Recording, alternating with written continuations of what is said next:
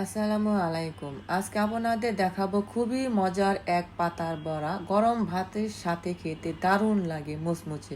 ছোট বড় সবাই খুব মজা করে খাবে। আসুন তাহলে রেসিপিটি দেখে নিই।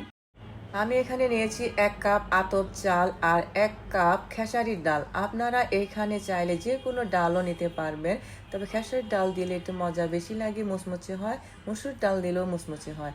তো এখন আমি পানি দিয়ে এটা ভিজিয়ে রাখছি। 2-3 ঘন্টার মতো ভিজিয়ে রেখে আমি খুব ভালোভাবে ধুয়ে নিয়েছি।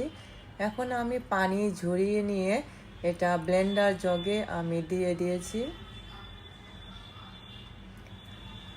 একদম পানি নেই, এই যে খুব মিহি করে আমি ব্লেন্ড করে নিয়েছি। এখন আমি নিয়েছি বেশ খানিকটা রসুন, কাঁচামরিচ আর পেঁয়াজ কুচি। একটু পেঁয়াজ আর রসুন বেশি দিলে খেতে বেশি ভালো লাগে। আমি সামান্য পানি দিয়ে এটা ব্লেন্ড করে নিয়েছি। পাটায় বাটলে বেশি ভালো হয়, তাহলে কোনো পানি দেওয়ার প্রয়োজন পড়ে। আর এখানে নিয়েছি 1 চা চামচ হলুদ গুঁড়া, 1 চা চামচ লাল মরিচ গুঁড়া আর ধনিয়ার গুঁড়া 1 চা চামচ মতো, আর স্বাদ মতো লবণ। এখন আমি ডালের সঙ্গে মশলাগুলো মিশিয়ে নিচ্ছি।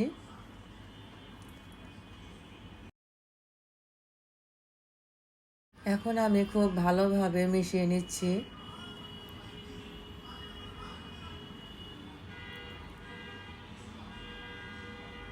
মাখানো হয়ে গেলে একটু আঙুলে নিয়ে লবণটা চেখে দেখতে পারেন।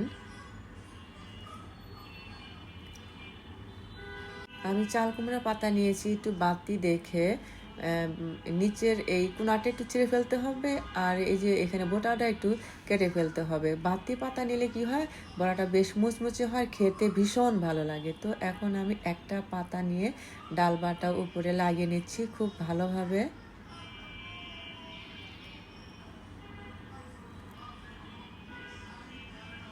আমি 2টা পাতা দিয়ে আজকে বড়াটা করছি, আপনারা চাইলে একটা পাতা দিয়েও করতে পারেন। আমি তো এখন উপরে আরেকটা পাতা দিয়ে ডাল বাটা লাগিয়ে নিচ্ছি। এখন আমি পাতা ভাঁজ করে নিচ্ছি, তার উপরও ডাল বাটা লাগাতে হবে।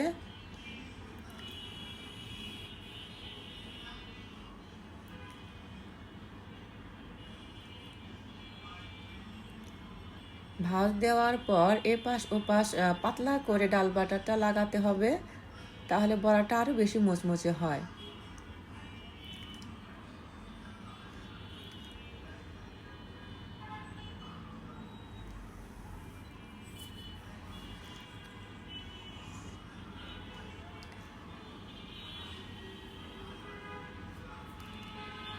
এভাবে করে প্রত্যেকটা বড়া আমি বানিয়ে নিচ্ছি। আমি আরেকটা পাতা নিয়ে আমি বানাচ্ছি, তো শুরুটা দেখাইনি। এখন আমি ডাল বাটা লাগিয়ে ভাঁজ করে নিচ্ছি।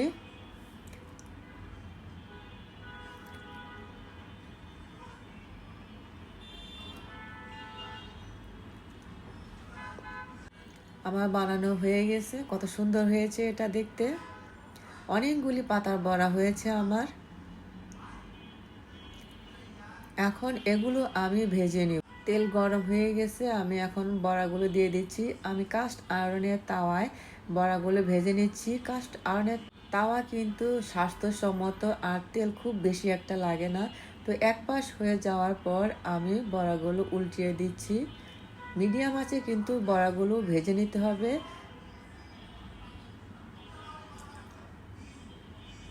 তো বড়া আমার ভাজা হয়ে গেছে, এমন ব্রাউন কালার হলে মুচমুচে হবে, তখন নামিয়ে নিতে হবে। এভাবে করে প্রত্যেকটা বড়া আমি ভেজে নিচ্ছি।